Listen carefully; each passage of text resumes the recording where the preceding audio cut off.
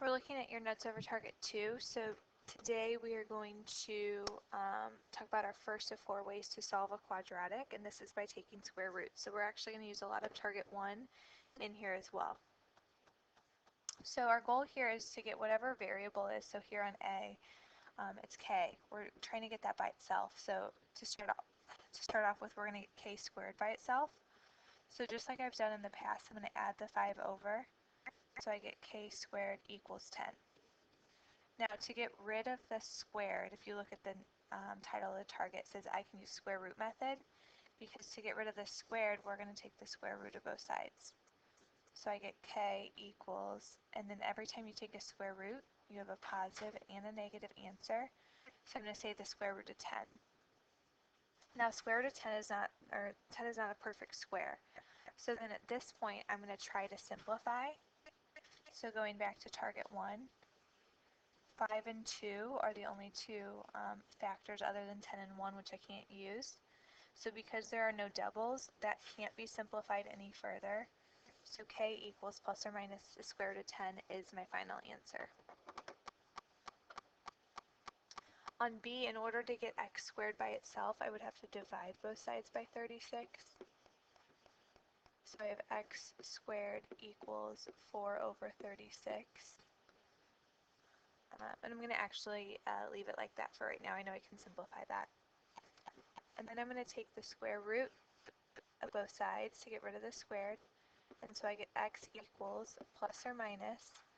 Now when you take the square root of a fraction, you take the square root of the top and the bottom. So the square root of 4, that's a perfect square, is 2. The square root of 36 is 6. But this can be simplified a little bit further. 2 over 6 simplifies to 1 over 3. So because those were perfect squares, we didn't even have to think about if we could simplify or anything like that. So on C, we're still getting x squared by itself. And so taking a look at this problem, the first thing I want to get rid of is that 4 in the denominator. So to get rid of it divided by 4, I would multiply both sides by 4, which would cancel out that. So I have 2x squared plus 6 equals, if I multiply those, I get 56. And then continuing to solve, I'm still trying to get x squared by itself. I'm going to subtract 6. That would be 50. And I'm going to divide by 2. So I get x squared equals 25. To get rid of the squared, I'm going to take the square root. And then always think to yourself, this is a perfect square. So the square root of 25 is just 5, plus or minus 5. We don't need to simplify in that case. Some cases we will have to simplify our square root like we did in target 1. We just haven't come across a case like that yet.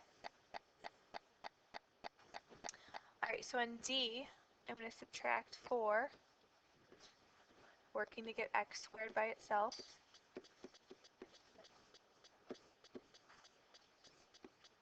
Dividing by 5, so I get x squared equals negative 2. So when I go to get rid of that squared by taking the square root, there's a couple things here. So first of all, there's a negative under the radical. So I'm going to do plus or minus so I don't forget. So remember, I treat that as the square root of negative 1, square root of positive 2. Because then I can say the square root of negative 1 is just I.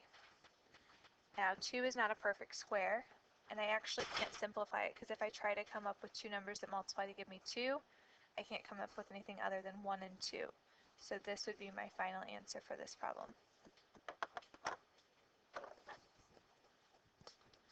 Now taking a look at E, so we're going to try to get this binomial, the x minus 2 squared by itself. So I'm going to start by adding the 6 over. So that would be negative 15. And then instead of distributing the 3, I'm going to divide both sides by 3. Oops.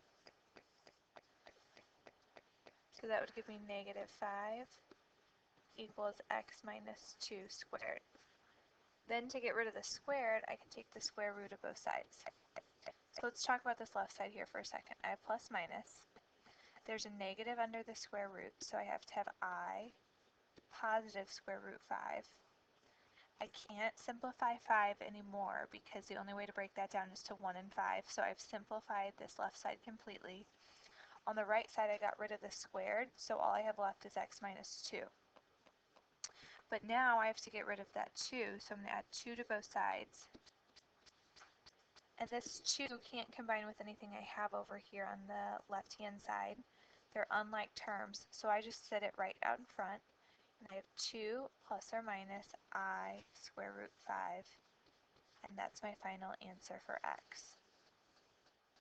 So that's your notes over target 2.